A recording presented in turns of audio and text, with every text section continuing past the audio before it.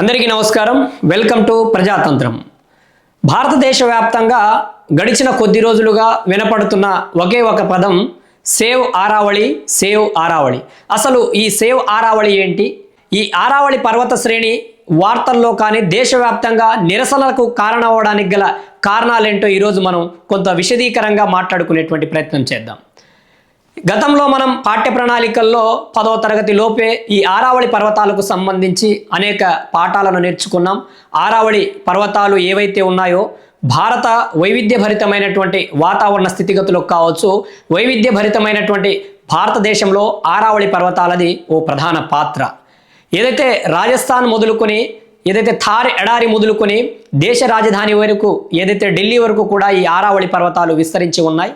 రాజస్థాన్, గుజరాత్, హర్యానా దేశ రాజధాని అయినటువంటి ఢిల్లీ వరకు కూడా ఈ ఆరావళి పర్వతాలు విస్తరించి అక్కడ ఉత్తర భారతంలో ప్రధానంగా ప్రకృతి స్థితజ్ఞ స్థితులు కావచ్చు, లేకపోతే ప్రకృతి పరమైనటువంటి మార్పులకు ఎటువంటి ఇబ్బందికరంగా కలగకుండా అడ్డుదల వేయడంలో కావచ్చు, అడ్డుకట్ట వేయడంలో కావచ్చు ఆరావళి పర్వతాలది చాలా ప్రధాన పాత్ర. ఈరోజు ఆరావళి పర్వతాలు లేకపోతే థార్ ఎడారి నుంచి ఇసుక ఏదైతే ఉన్నదో దేశ రాజధాని వరకు ఢిల్లీ వరకు కూడా చేరి ఆ ప్రాంతం అంతా ఎడారిగా మారి ఉండేది. ఈరోజు ఆ యొక్క థార్ ఎడారి నుంచి దుమ్ము, ధూళి, ఇసుక ఇతర ప్రాంతాలకు విస్తరించకుండా థార్ ఎడారికి సంబంధించినటువంటి ఆ యొక్క పరిస్థితులు ఏవైతే ఉన్నాయో ఇతర ప్రాంతాలకు చేరకుండా ఒక అడ్డుగోడల, అడ్డుకట్టల ఈ యొక్క ఆరావళి పర్వతాలు ఉంటూ వస్తూ ఉన్నాయి. గడిచిన కొద్ది రోజులుగా మనం భారతదేశపు రాజధాని ఢిల్లీ నగరంలో జరుగుతున్నటువంటి వాతావరణ పరిస్థితులు కావచ్చు, వాయు కాలుష్యం కావచ్చు, దేశ చరిత్రలో ఎన్నడూ లేని విధంగా ఆ యొక్క ఎయిర్ క్వాలిటీ ఇండెక్స్ ఏదైతే ఉన్నదో తారాస్థాయికి చేరినటువంటి పరిస్థితులు మనం చూసాం. కానీ ఇలాంటి పరిస్థితుల్లో కేంద్ర ప్రభుత్వం ప్రకృతిని సంరక్షించుకోవాలి, దేశ భవిష్యత్తుని, దేశ భౌతవ్యాన్ని కాపాడుకోవాల్సినటువంటి ఇలాంటి సందర్భంలో ఆరావళి పర్వతాలకు సంబంధించినటువంటి పూర్తి నిర్వచనాన్నే మార్చేసి అడ్డగోలుగా అక్రమ తవ్వకాలకు అనుమతులు ఇస్తూ మైనింగ్ మాఫియా చేస్తున్నటువంటి ఆగడాలకు అడ్డుకట్ట వేయకుండా వారికి పూర్తి స్వేచ్ఛనిచ్చి విచ్చలవిడిగా ఇష్టానుసారంగా ఆరావళి పర్వతాలలో ఏదైతే చాలా విలువైనటువంటి ఖనిజ సంపద, విలువైనటువంటి వస్తువులకు సంబంధించినటువంటి విలువైనటువంటి ఖనిజ సంపదకు కేంద్ర బిందువు అయినటువంటి ఆరావళి పర్వతాల్లో విచ్చలవిడి తవ్వకాలతో ఆరావళి పర్వతాల యొక్క భవిష్యత్తే కనుమరుగు చేసే విధంగా ఈ భవిష్యత్ భవితమ్యంలో భవిష్యత్ భావి తరాలకు ఆరావళి పర్వతాలు అంటే ఏంటో తెలియనట్టు విధంగా విచ్చలవిడిగా తవ్వకాలను కొనసాగిస్తూ ఉన్నారు. అలానే కేంద్ర ప్రభుత్వం ఈ యొక్క ఆరావళి పర్వతాలకు సంబంధించినటువంటి పూర్తి స్థాయి నిర్వచనాన్నే మార్చేసి సుప్రీంకోర్టుకి నివేదించినది. 100 మీటర్ల కంటే తక్కువ ఎత్తు ఉన్నటువంటి పర్వతాలు ఏవి కూడా ఆరావళి శ్రేణులకు రావని ఏదైతే కేంద్ర ప్రభుత్వం చెప్పిందో దానికి సుప్రీంకోర్టు ఆమోదం తెలపడం, మైనింగ్ మాఫియా ఆ యొక్క ఆరావళి పర్వత శ్రేణిని మాయం చేస్తూ వస్తూ ఉన్నాయి. ఢిల్లీలో జరుగుతున్నటువంటి ఈ యొక్క వాతావరణ స్థితిగతులను చూసి మార్పు తీసుకొచ్చుకోవాల్సినటువంటి కేంద్ర ప్రభుత్వం ఇలాంటి ధోరణిని కొనసాగించడం ఏంటి? ఈరోజు భారతదేశంలో వైవిధ్యభరితమైనటువంటి వాతావరణ పరిస్థితులు ఉండడానికి, భిన్న సంస్కృతులతో పాటు భిన్న వాతావరణ పరిస్థితులు ఉండడానికి ఈ యొక్క కొండలు కావచ్చు, స్థానికంగా ఉన్నటువంటి స్థితిగతులు కావచ్చు, ఇవి ప్రధానమైనవి. ఈరోజు దేశ భవితవ్యాన్ని కాపాడాల్సినటువంటి కేంద్ర ప్రభుత్వం ఈరోజు ఢిల్లీతో సహా రాజస్థాన్ వరకు కూడా అన్ని ప్రాంతాలను విధ్వంసం చేయాలి, ఎడారిగా మార్చాలని యోచిస్తూ ఉన్నదా అనేది కూడా ఈరోజు దేశవ్యాప్తంగా ఉన్నటువంటి ప్రజలు ఆలోచిస్తూ ఉన్నారు. సేవ్ ఆరావళి అనేటువంటి ఒక ఉద్యమాన్ని దేశవ్యాప్తంగా తెరలేపారు. సేవ్ ఆరావళి పర్వతాలకు ఈరోజు కన్యాకుమారి నుంచి కాశ్మీరం వరకు, ఇటు దక్షిణ భారతదేశం నుంచి ఉత్తర భారతం వరకు ప్రతి పౌరుడు కూడా ఈ ఆరావళి పర్వతాలను రక్షించుకోవాలి, సేవ్ ఆరావళి అనేటువంటి ఉద్యమంలో తమ వంతుగా సమిధులై పోరాటాన్ని కొనసాగిస్తూ ఉన్నారు. ఈరోజు ఆరావళి పర్వతాలు లేకపోతే ఉత్తర భారతం అగమ్య గోచరంగా తన భవిష్యత్తు, తన భవితవ్యం మారేటువంటి అవకాశం ఉన్నది. ఉత్తర భారతం పూర్తిగా ఎడారిగా మారేటువంటి ప్రమాదం ఉన్నదనేది కేంద్ర ప్రభుత్వానికి అర్థం కావడం లేదా? మరి కేంద్ర ప్రభుత్వం ఇచ్చినటువంటి నిర్వచనాన్ని స్వాగతించి స్వీకరించి ఆమోదించాల్సినటువంటి అవసరం ఈరోజు భారత సర్వోన్నత న్యాయస్థానం సుప్రీంకోర్టు మీద ఎందుకు ఉన్నది? అలానే సుప్రీంకోర్టు ఎందుకు లోతైన విచారణ జరపలేకపోయిందనేది అనుమానాలు కూడా ఈరోజు దేశ ప్రజల మధ్య మెదులుతా ఉన్నాయి. ఈరోజు సుప్రీంకోర్టు అలానే కేంద్ర ప్రభుత్వం ఇరువురి నిర్ణయాలతో ఈ యొక్క ఆరావళి పర్వతాల భవితవ్యం కనుమరుగయ్యేటువంటి పరిస్థితులకు వచ్చాయి కాబట్టి ఈరోజు దేశవ్యాప్తంగా ఉన్నటువంటి ప్రకృతి ప్రేమికులు కావచ్చు, లేకపోతే రైతాంగం కావచ్చు, పెద్ద ఎత్తున ఆరావళి పర్వతాలను రక్షించుకోవాలనేటువంటి ఒక ముఖ్య ఉద్దేశంతో ఈ యొక్క పోరాటాన్ని కొనసాగిస్తూ ఉన్నారు.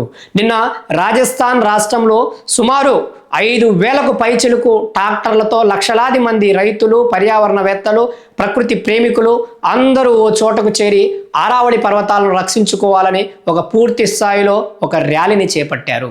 దేశవ్యాప్తంగా ప్రతి రాష్ట్రంలో కూడా ఆరావళి పర్వతాలను రక్షించుకోవాలని సేవ్ ఆరావళి ఉద్యమం ఏదైతే ఉన్నదో ఊపందుకున్నది. అయినా కేంద్ర ప్రభుత్వ పెద్దల మనసు మారడం లేదు, అలానే సంబంధిత శాఖ మంత్రి యొక్క మనసు మారడం లేదు.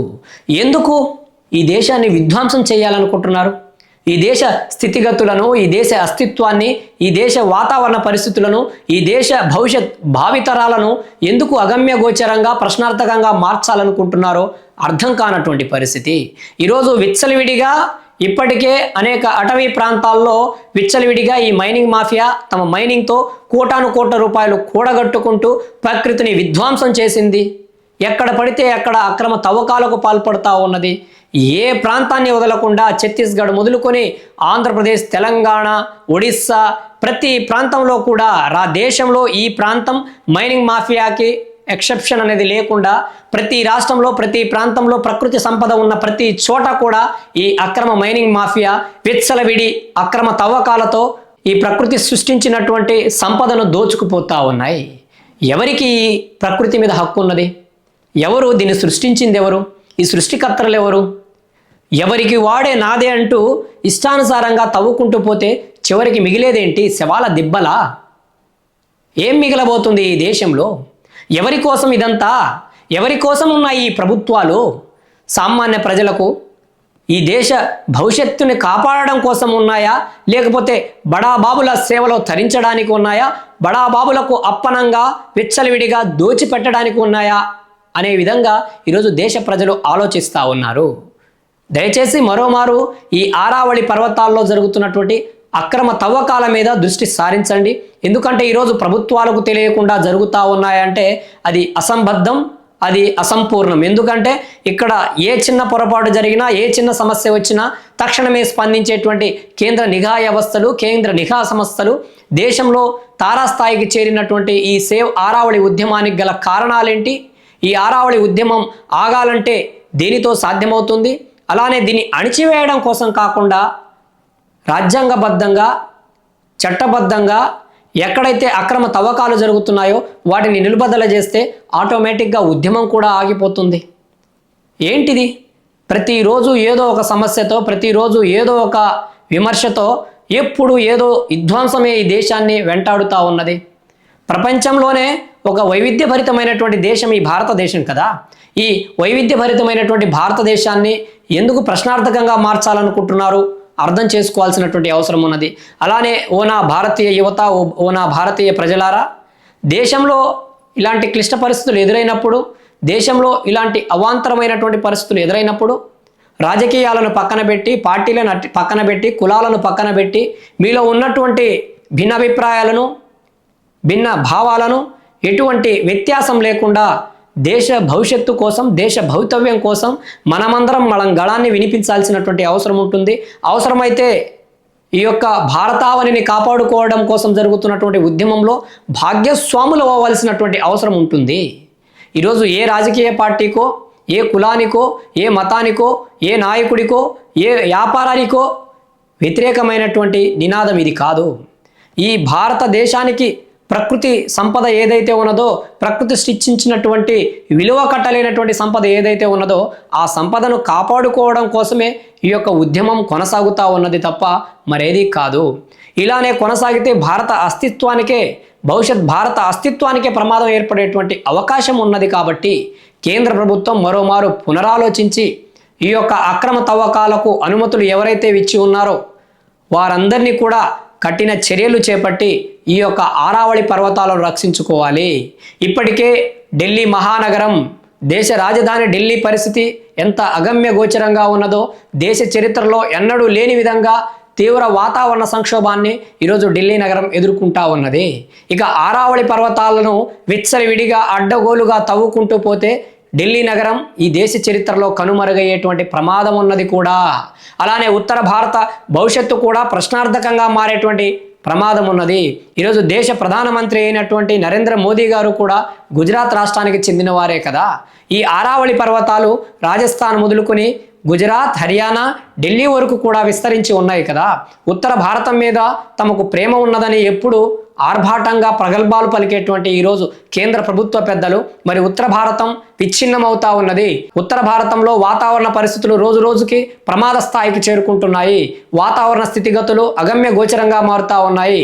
ఈరోజు జమ్మూ కాశ్మీర్లో గ్లేసియర్స్లో జరుగుతున్నటువంటి ప్రమాద స్థాయి ఏ విధంగా ఉన్నదో దానికి మించినటువంటి తారాస్థాయి రాబోయేటువంటి రోజుల్లో థాడ్ ఎడారి నుంచి హర్యానా, గుజరాత్, రాజస్థాన్ రాష్ట్రాలతో పాటు దేశ రాజధాని ఢిల్లీకి పొంచి ఉన్నదని ఈరోజు సాధారణ ప్రజలకే తెలిసినది, కేంద్ర ప్రభుత్వ పెద్దలకు తెలియదా? కాబట్టి వాస్తవాలను పరిశీలించి మీరు ఇచ్చినటువంటి నిర్వచనం ఏదైతే ఉన్నదో 100 మీటర్ల కంటే తక్కువ ఎత్తు ఉన్నటువంటి పర్వతాలు, కొండలు ఏవి కూడా ఆరావళి పర్వత శ్రేణిలోకి రావని మీరు ఏదైనటువంటి నిర్వచనాన్ని ఇచ్చారో దాన్ని వెనక్కి తీసుకోండి. ఈరోజు ఈ నిర్వచనంతో అడ్డుగోలు తవ్వకాలు జరిగి ఆరావళి పర్వత శ్రేణిలో ఏ కొండ కూడా మిగలకుండా ఆరావళి కనుమరుగైతే ఉత్తర భారత పరిస్థితి కూడా కనుమరుగుగా మారేటువంటి ప్రమాదం ఉన్నది. కాబట్టి ఆరావళి పర్వతాలను రక్షించుకోవడంలో కేంద్ర ప్రభుత్వ పెద్దలు ప్రత్యేక దృష్టిని సారించి తక్షణమే ఆ నిర్వచనాన్ని మార్చుకొని ఆరావళి పర్వతాలను రక్షించుకోవాల్సినటువంటి బాధ్యత అందరి మీద ఉన్నది. కాబట్టి కేంద్రం కూడా తక్షణమే తగు అనుగుణంగా జాగ్రత్తలు తీసుకొని నిర్ణయాత్మకమైనటువంటి ఆలోచనలతో ముందుకు వెళ్ళాలి. అదేవిధంగా ఆరావళి పర్వతాల కోసం, ఆరావళి పర్వతాలను రక్షించుకోవడం కోసం జరుగుతున్నటువంటి ఉద్యమంలో ప్రతి భారతీయుడు తన వంతు కృషి చేయాలని మనమందరం ఆశిద్దాం. జై భీమ్, జై భారత్, జై హింద్.